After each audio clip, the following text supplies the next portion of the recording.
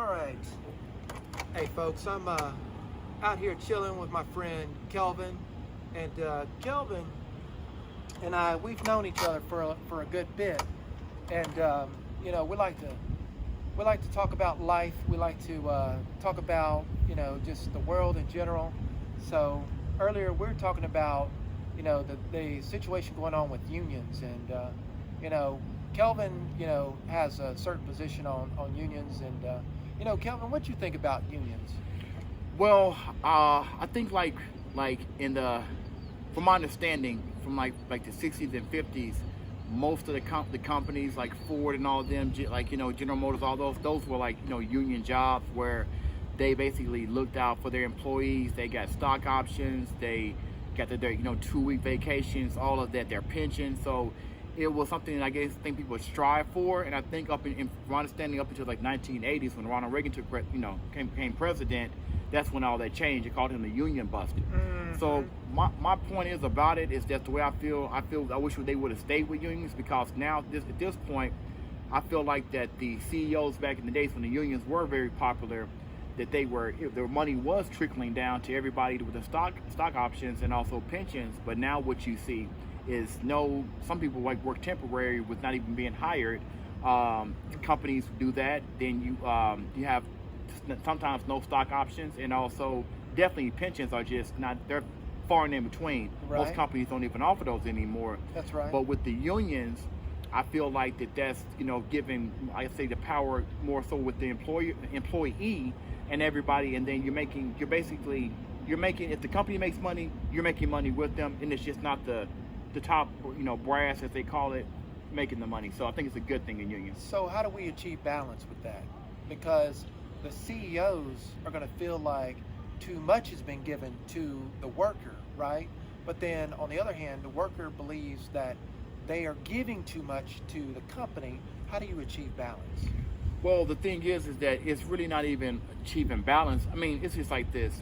You have people that play different positions, okay? You're going to have workers, you're going to have people that push paper, you're going to have people that do the quality control. So everybody plays an important role, but those CEOs couldn't sit back in those jet skis and those mansions if it wasn't for that worker.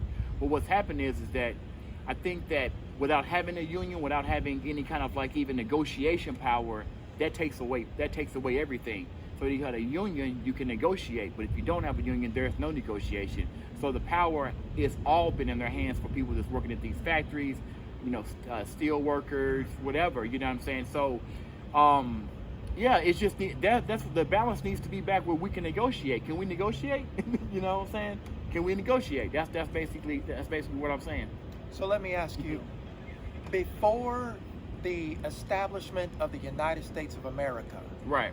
At what point in the history of humankind did people have negotiating power with those that they work for?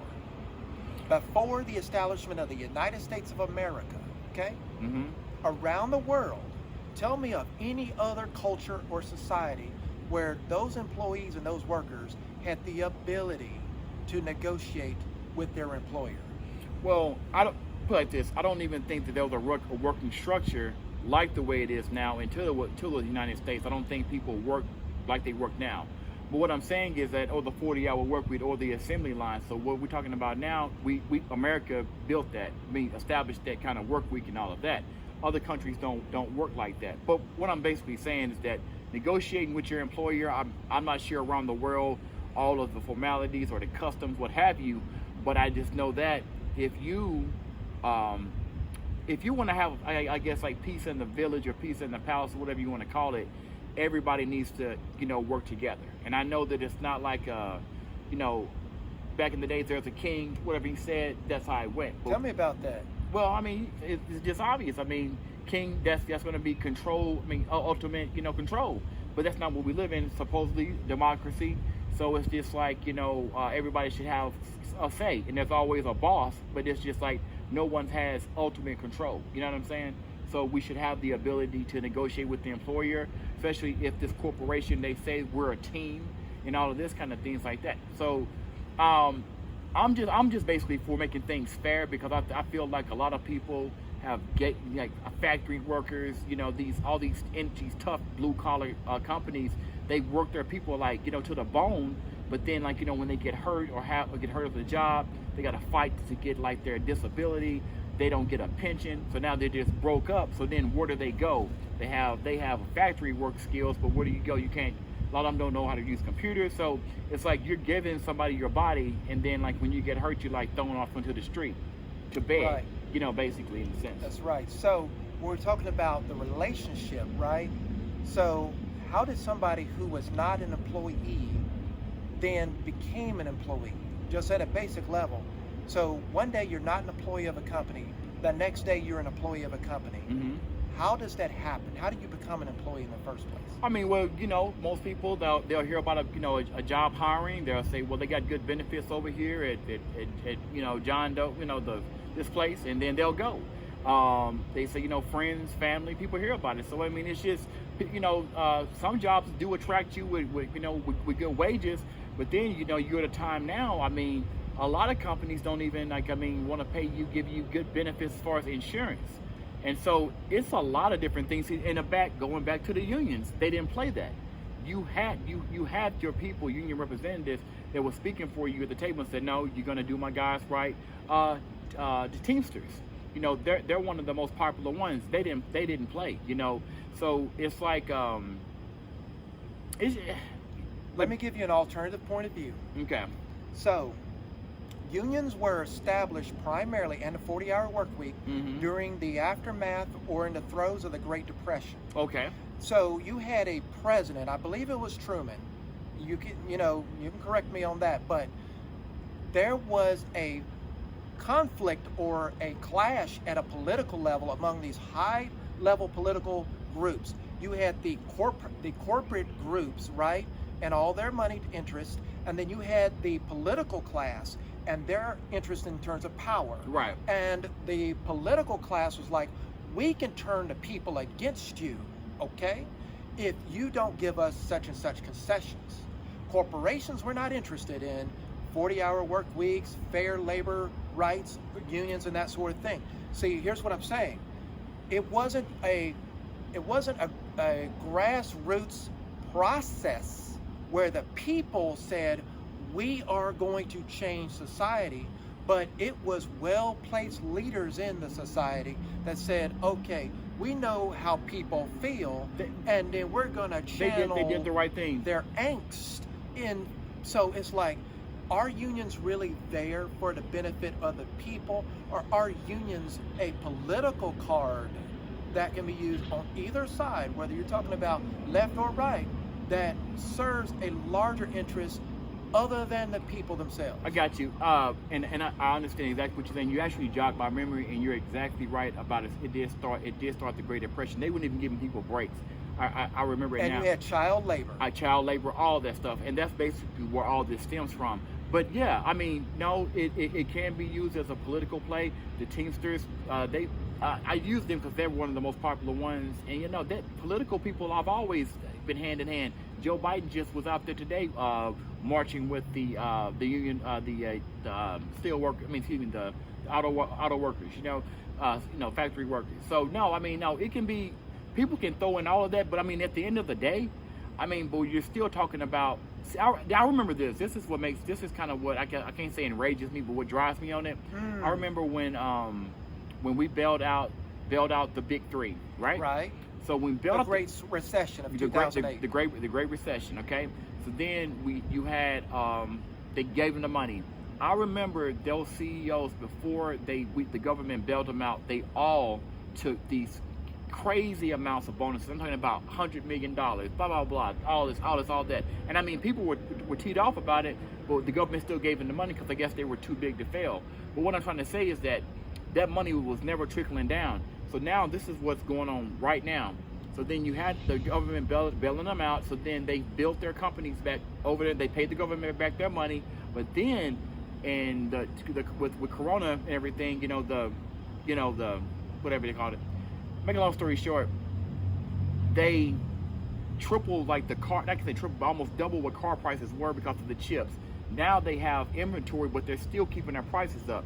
So they're making record profits again, but they're not breaking bread with the people that do the work. You know what you made me just realize? And this is, something that I just thought of, is that the core issue, all the other issues you mentioned about how we treat people and the human condition, that's completely valid. Mm-hmm. And I'm actually with you on that, in that it doesn't matter what the situation is, whether we're talking about jobs or we're talking about a workplace or we're talking about, a domestic setting or whatever, it's the treatment of people, Right. At a fundamental level. But when we're talking about an organized society, right, it's an issue of dependence. It's an issue of dependence.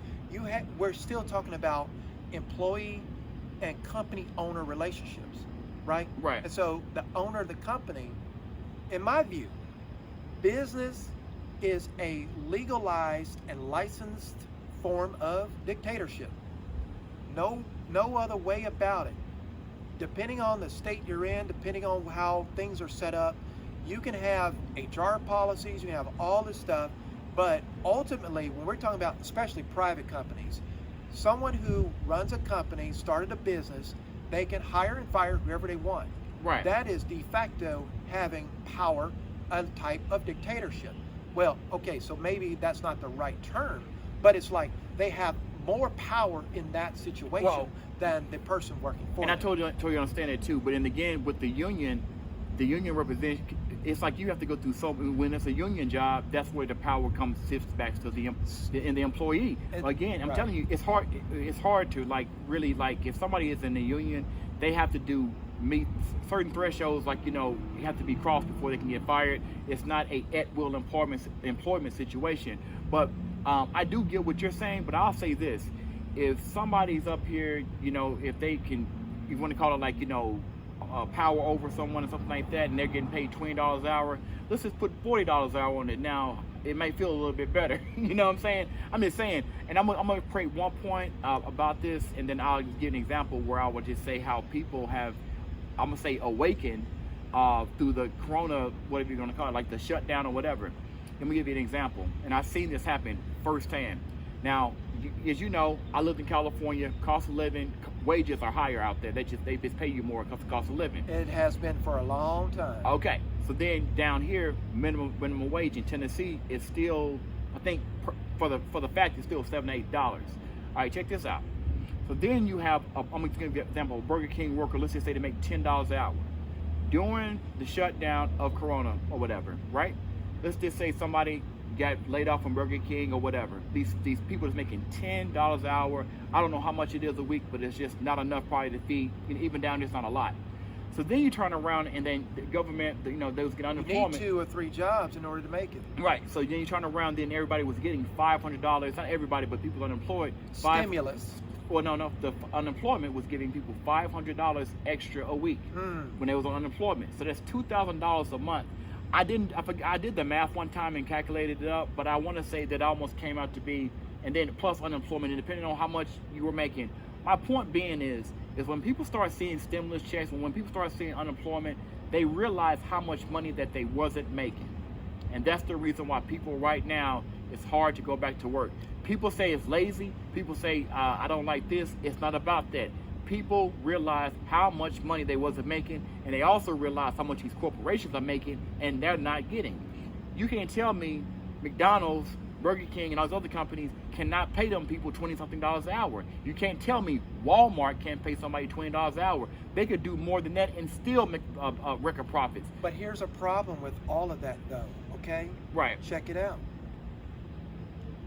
And the companies that, they will say this, but I don't agree with what they're saying, but when you raise wages, and we're seeing it right here, right now, cost of living goes up. So it's like, yeah, you make more now, but everything goes up. But wait a year later, now your rent is double. But see, this is the problem. And you're in the same I have boat. to just, I not cut you off, but I'm have to just say this, and this Cut is me just, off, man. it's just the reason why.